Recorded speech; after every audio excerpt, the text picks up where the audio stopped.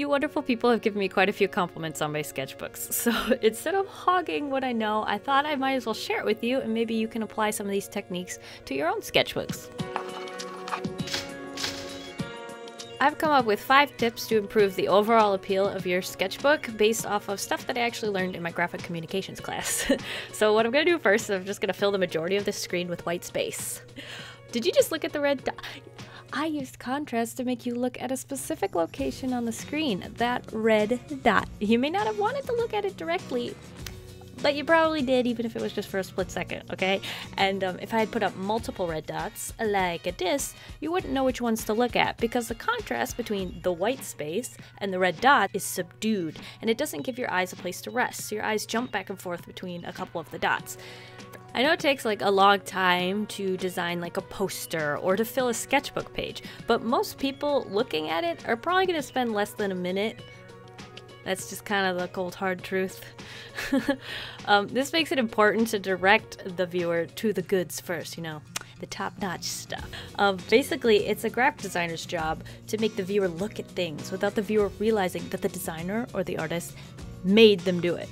I mean, this can be done in a handful of ways, but almost every way, I think, yeah, basically, it could be summed up in the same general principle, and that is contrast, which I demonstrated earlier with the red dot. And contrast is what I use to add a little something something to my sketchbooks, which improves the overall, I guess, flip-throughiness.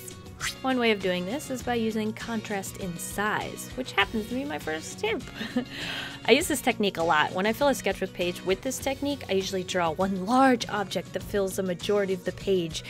In this case, it's a girl inspired by an ice cream cone. Look at that.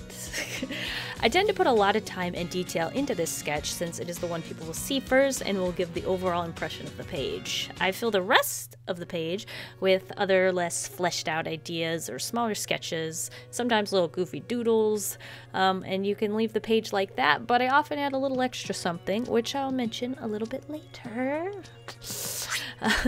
My second tip is contrast in detail.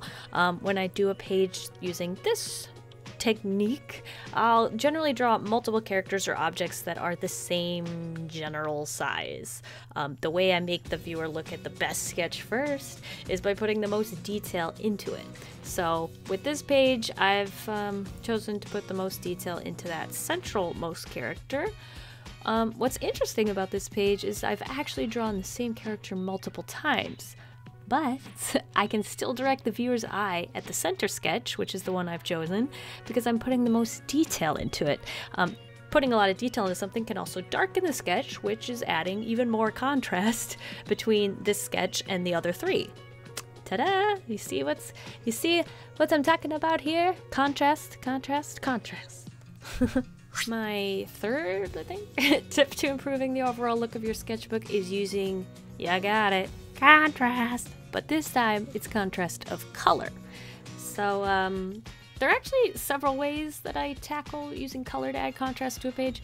But one way, I'll fill the page with sketches, and then I'll choose one illustration to complete by adding like line art and color. Sort of like a mini finished sketch hiding in like my quicker sketches. This isn't my favorite page, just the way it turned out, but that's just one way to make someone look at a specific sketch. So everyone's gonna look at Briar Rose over the other ones first, but then they can look at, you know, the other 2 sketches. So yeah, let's move on to another one. Okay. You can also add contrast of color by adding washes around the sketch on your page. This can turn like a couple of miscellaneous sketches into one cohesive designed page, depending on how you use this technique, like, you know, by engulfing them, all the sketches in it, you know. Sometimes I'll do this while sketching, but other times I'll actually just go back to old pages that just need a little extra love and bump up the fun meter and just add a little wash to the one specific sketch that I want to make pop on the page, like that. Ta-da! Fourthly, you can actually add contrast in the texture of the page by adding all these like loose sketches you have laying around and taping, stapling, or otherwise affixing them to the page. I like to do it so it's almost interactive, where I can like lift up a sketch to find another sketch underneath. This is probably the most gimmicky of my suggestions, but I find it's the best way to, you know, keep track of any sketches you draw when you don't have your sketchbook handy, and It's just fun to flip extra pages inside a page.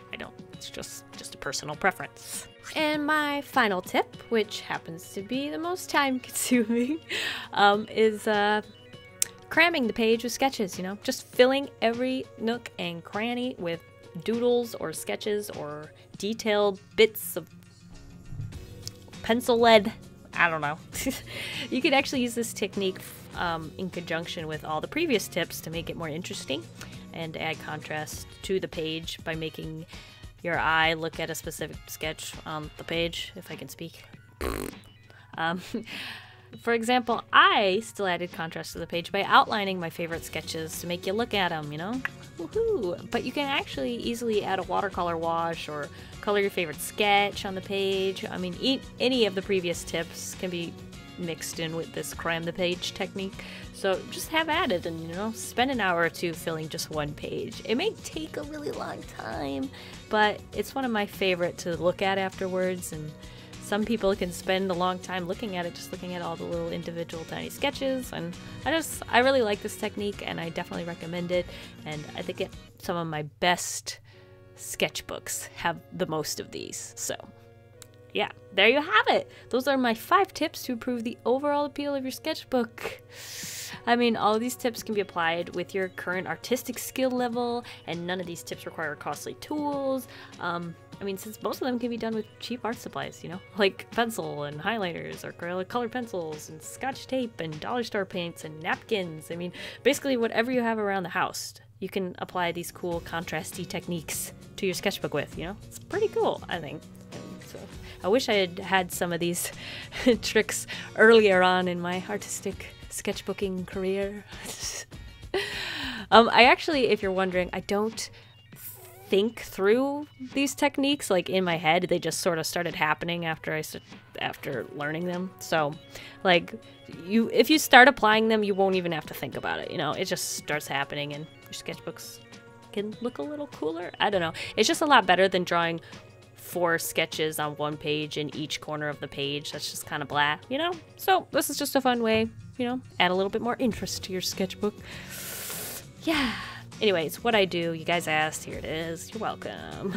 And if you're wondering what tools I used in this video, I'll actually have them listed below. But I mean, never feel the need to go out and buy supplies. I just don't feel it's necessary. I've used the cheapest of stuff for the longest of time, and you still improve in your art. It's fine, you know.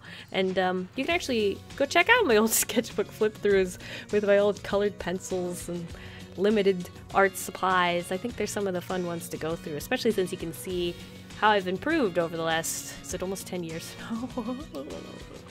Anyway.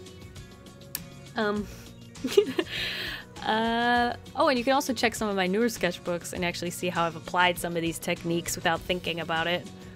So that's pretty cool. Yeah. Anyway, all of these tips are not really meant to put down any other way of filling a sketchbook. These are just sort of recommendations I have for if you want them to look a little bit more like mine, or, you know, maybe you feel like your sketchbooks are missing something, you know, try one of these techniques.